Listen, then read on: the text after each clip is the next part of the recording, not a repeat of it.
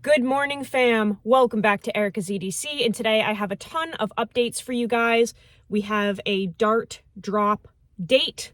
I'm very excited to tell you guys about that, and I want to do, kind of a real introduction to the fixed blade testing that I'm going to be running for the rest of the year. I have some knives here that I want to talk about. This one is the final one that just came in. So we're going to take a look at that, kind of talk about what the goal is for that testing. But let's get this drop information out of the way because I'm sure everyone is excited about it and wanting to know the deets. So this is my collaboration design with Northern Knife Works. This is called the Dart. We are dropping 8 knives for the first drop. You have to remember Levi is one dude in a shop by himself doing everything by hand. All of the fit and finish stuff, the heat treat, the grinding, everything. It's one dude. So I'm sorry that there aren't more in the first drop, but 8 is what we could pull off for the first one. So there are 8 knives in the drop. 4 of them are K390, 4 of them are 10V. There were 10 knives total in the batch. Levi is obviously keeping one and I have one, so that's 10. They were all heat treated together. They were all from the same bars, like all of the K390 and all of the 10V. So they were all done together. There is no difference really between mine, even though it looks different. It was just ground different. There's no difference between mine and the Harpoon ones in K390. Like they're all from the same batch, the same heat treat, the same bar, okay? So just because I did not want the Harpoon and I wanted this design instead does not mean that mine is superior or different, really. Mine came in at 66.5 HRC, but you have to remember they're all going to fluctuate, even though they were all done together. That's just how it works. So, we're saying that they're between 64 and 65 for the whole drop, but there will be some that are higher if you were to test them yourselves. It's just how that kind of works. So I just wanted to clear that up because mine is no different, really. They were all done together. There's just fluctuations because that's how it works. So the drop is this Friday, March 29th at 7 p.m. Eastern Standard Time. Okay? I think that'll work for most people. Everyone should be out of work by 7. The drop will be over on Levi's page, Northern Knife Works on Instagram. Sign up for the notifications because they will drop at 7 o'clock and it's like, first come, first serve for these. We will be making more, obviously. There will be more drops. You can also put in a custom order literally right now if you want. If you want one that looks like mine, or if you want a Harpoon one but in a different knife steel, you can go put in a custom order with him right now. You don't have to wait for the drop, but the drop is on Friday at 7 o'clock. And like I said, 4 K390, 4 10V. They're all 64 to 65 on average. And they're really beautiful knives. I posted a picture of the batch yesterday, I think it was. Really excited about those. And if you can put in an order now, doesn't matter, but that's when the drop is happening. This knife has been doing incredible during my testing. I've been testing it since it came in, so about 3 weeks. You can see the teeners, all the wear. Still have not needed to sharpen it. I've only stropped it like 3 times. Look at that edge. It is unbelievable how long the edge retention is on this. And, I say this every video, but we've gone through so much cardboard and plastic packaging and food, and we processed a whole rabbit, and it's all on camera. You can go watch those videos. We whacked bone, we shaved bone, we still haven't needed to sharpen it. No edge damage, and only stropped it like I think 3 times now with some diamond emulsion spray. Still razor sharp. It's unbelievable the edge retention on this. I'm gonna just adjust this real quick. It's really hard for me to hold paper like up above my head and try to cut it. So hopefully you guys can see that. Very sharp still. Zero sharpening at all yet. Just some stropping.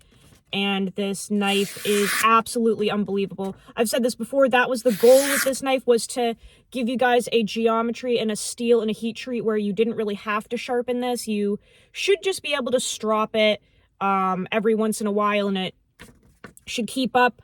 You know, that was the goal with this, is just a really like hassle-free, incredible cutting tool where you don't have to worry about sharpening, and it should just perform over and over again, and you can just strop it every once in a while.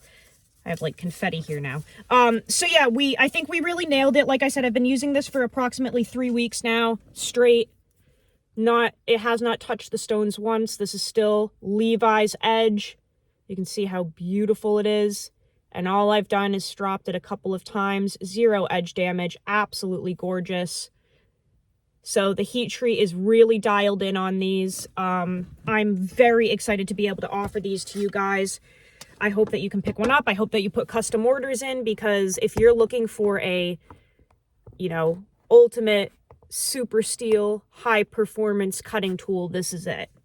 I'm above and beyond excited about how these have turned out.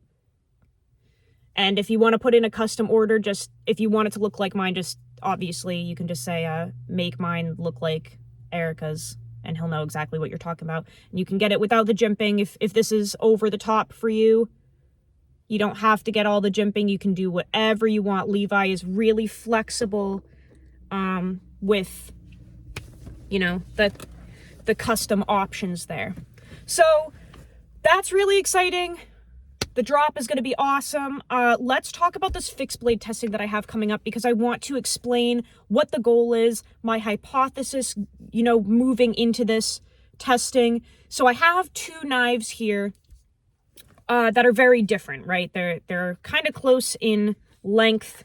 They are small EDC fixed blades, but they are very different. So I have an Essie Izula here. Izula is a really cool little knife. A sharpened pry bar, if you will.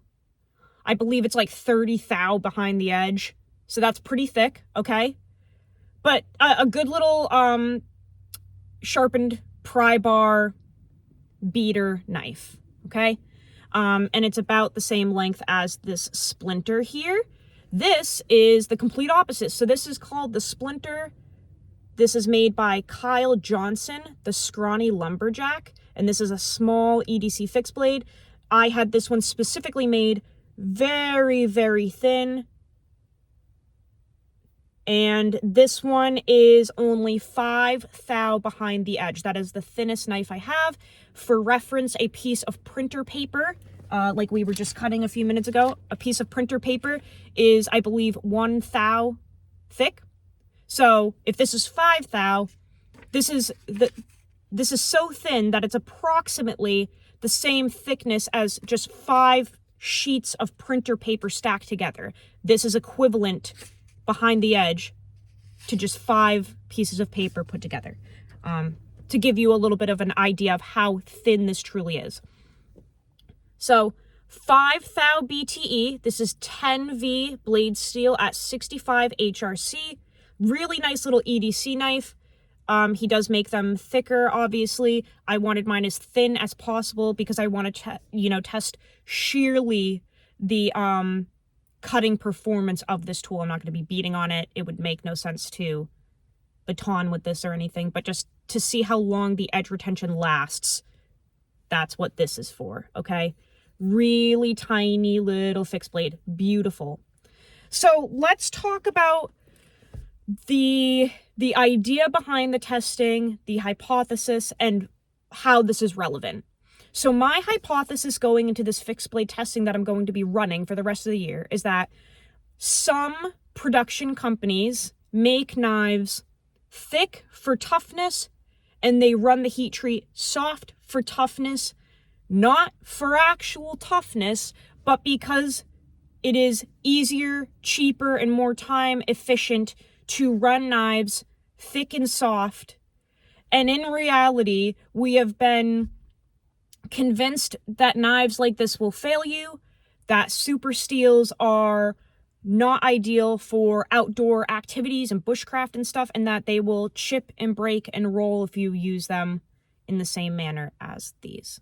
That is my hypothesis. That is what has been at least drilled into my head over the years from certain companies. And I'm not saying Essie does that. This is my example of what I'm going to be talking about. And my goal is to debunk that and to prove that super steels can be used in the field as well, that knives in general can be ground thinner and they'll perform better for you, and that maybe there are other options out there for the same price point or maybe even better, and they will outperform these thick, soft knives, and that it was kind of a marketing scheme and an easy way to get people to buy knives with kind of minimal effort put into them behind the scenes, okay? So here's kind of how knives work and how steel works, and this is a very general idea for like the average person watching this, okay?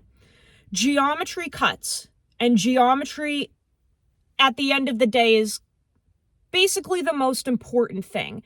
You can take any steel, no matter what it is, whether it's a super steel or a subpar beginner's steel, a simple steel, you can play around with geometry and get it to cut a certain way, and the composition of the steel almost always, knock on wood, can be overridden by geometry. So let's take these two knives here. We have 1095. I think this is at like 57 to 59 HRC, very soft and also very thick, okay? And then we have 10V here, and this is 65 HRC, extremely hard, extremely thin, 5 thou BTE, 3/32 of an inch thick, thin, okay? Obviously, in terms of purely cutting performance, this splinter is going to outperform this Essie Izula. Why? Because it's thinner. This will cut longer than this, regardless of the composition of the steel, because this one's thinner, okay?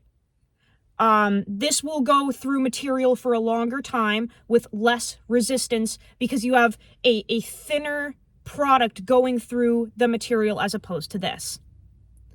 Now, steel does come into play, but like I said, you can override it with geometry basically always, because in reality, if you're thinking about carbide content, there are different types of carbides, right? So you can have, let's say this knife here, let's do play pretend for a minute. Let's say this knife here has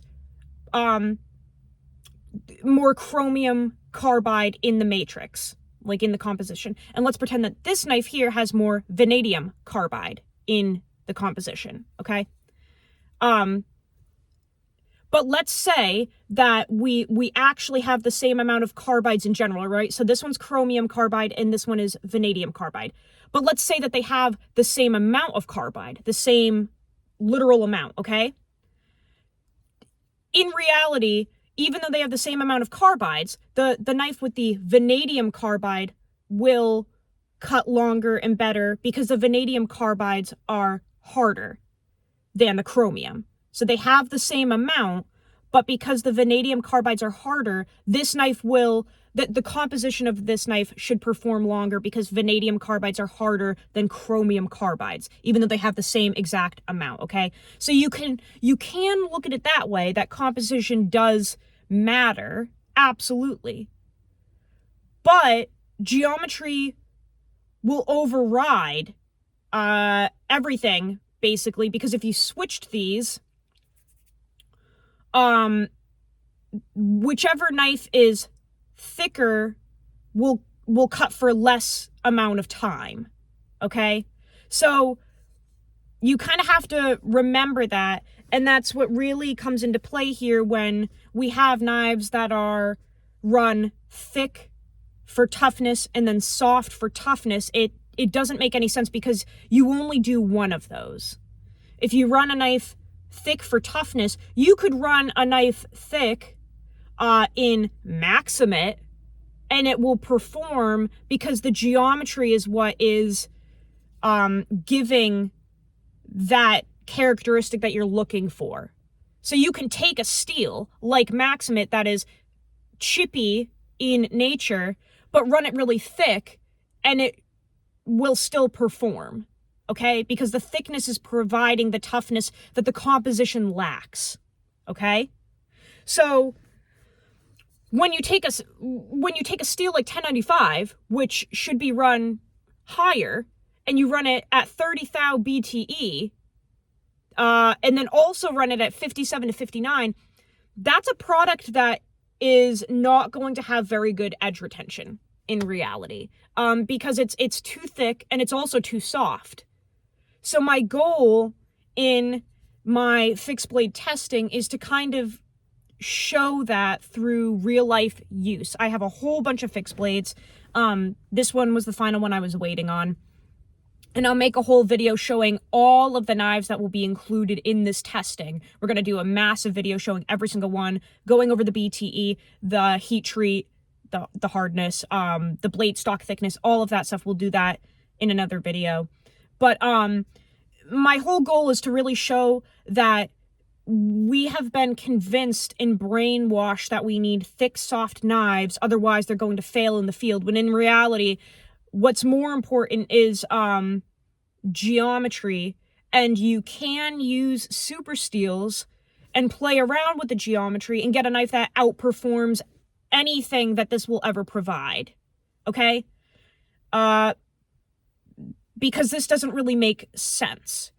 Like, Kyle has videos on his channel.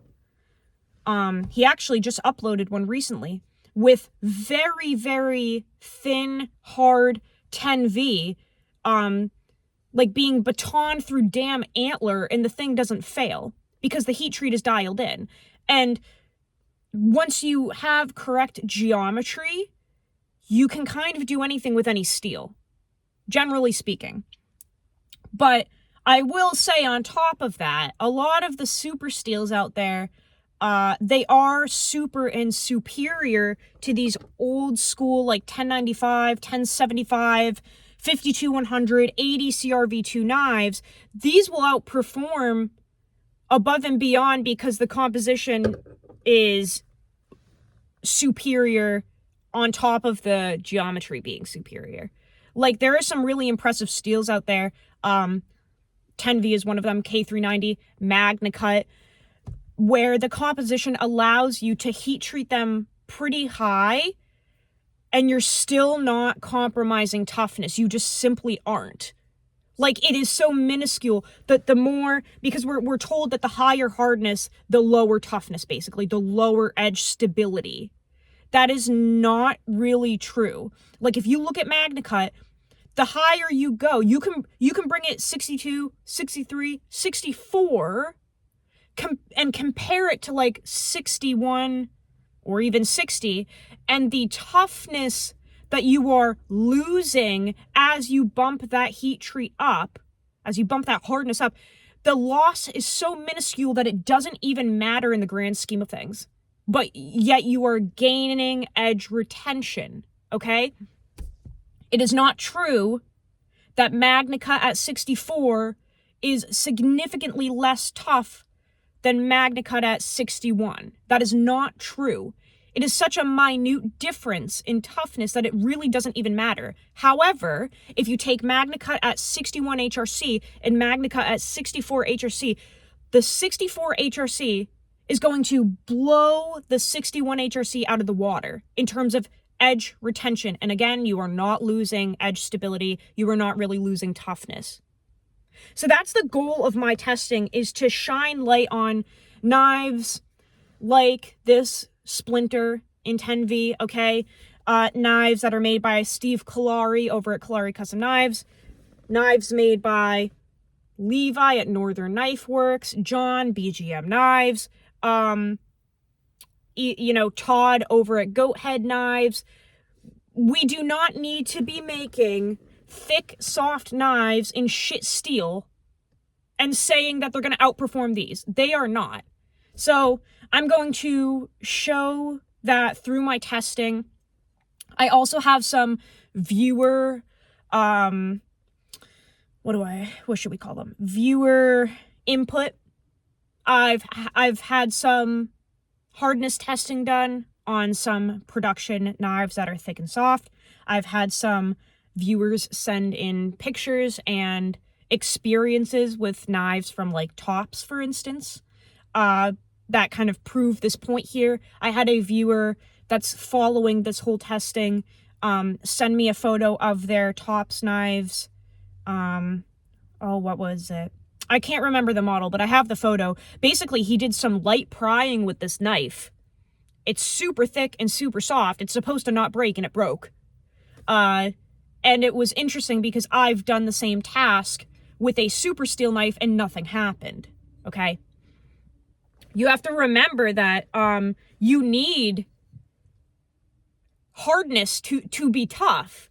It's kind of wild that we followed this for so long, thinking that a soft knife is going to be tougher. It's not. It's going to roll. It's going to have deformation because the steel is so soft that it will allow for those flexes. It'll allow for those rolls and those indents because it's not hard enough to not fail upon impact.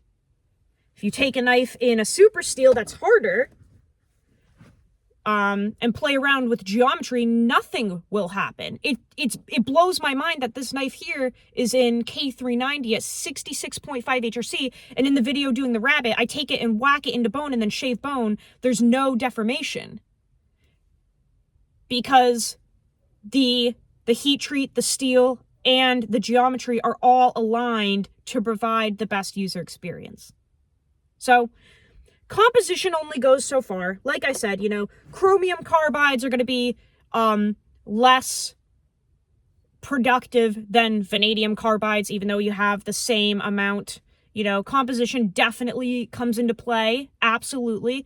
But you can really play around with geometry and basically override everything at the end of the day.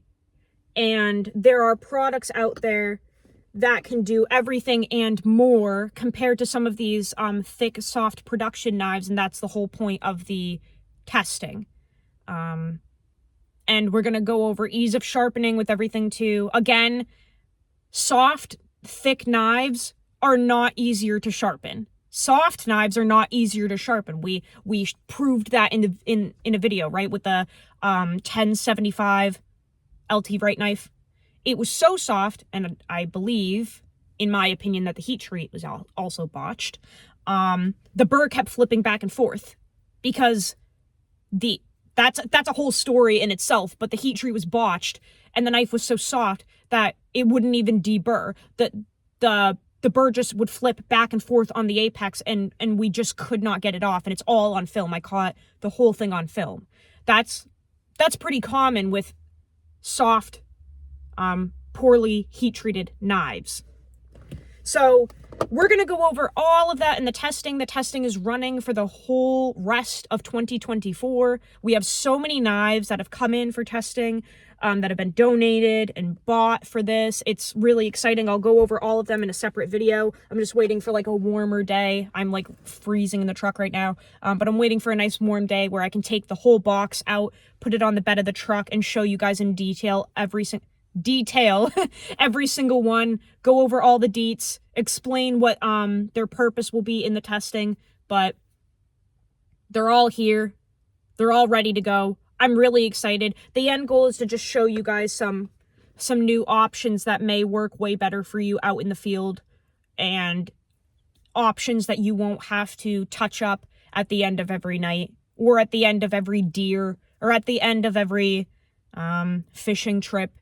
They should just keep performing for you, as opposed to something like this where you may have to touch it up basically every time that you decently use it, okay? We're going to really dive into geometry, composition, heat treat, all of that stuff. So I hope that you guys enjoy it. Thank you for watching. I'm so excited for you guys to pick up these darts on the drop.